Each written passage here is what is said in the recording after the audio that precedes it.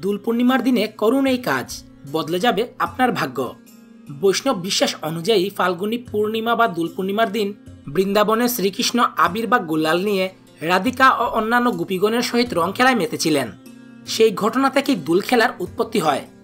এছাড়া এই দিন ভগবান শ্রী চৈতন্য মহাপ্রভুর জন্মতিথি।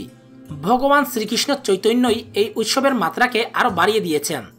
এই পূর্ণিমা তিথিতে শ্রী চৈতন্য মহাপ্রভুর জন্ম বলে একে গৌর পূর্ণিমা নামেও ডাকা হয়।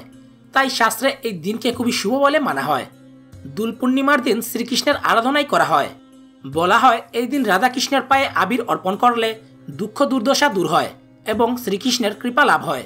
তাই এই দিন সকালে স্নান করে শুদ্ধ বস্ত্র পরিধান করে রাধাকৃষ্ণের ছবি বা মূর্তির পায়ে আবির বা কুমকুম নিবেদন করুন এবং সবার মঙ্গল কামনা করে ভগবান শ্রীকৃষ্ণের কাছে প্রার্থনা করুন। এরপর অন্যান্য দেবদেবীদেরকেও আবির নিবেদন করতে পারেন। এতে দেবতাদের আশীর্বাদে আপনার ভাগ্য বদলে যেতে পারে।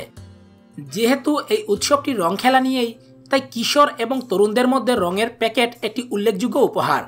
এই উৎসবের তাৎপর্য একে অন্যের প্রতি ভালোবাসা প্রকাশের সবচেয়ে ভালো উপায় হলো পছন্দের মানুষকে মিষ্টিমুখ করানো।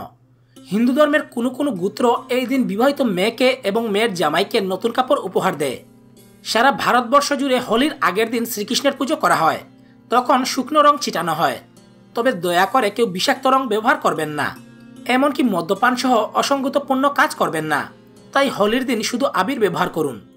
এই দিন কেউ কেউ হোলি না খেললেও জানালার পাশে দাঁড়িয়ে অথবা বাড়ির ছাদে উপভোগ করেন হোলি খেলা। অনেকে বিশ্বাস করেন এই রং খেলার মাধ্যমে নিজেদের সব অহংকার ক্রোধ শেষ হয়ে যায়। তো ভিউয়ার্স, এই ছিল আমাদের আজকের ভিডিওটি কেমন লাগলো তা কমেন্ট করে জানাতে ভুলবেন না।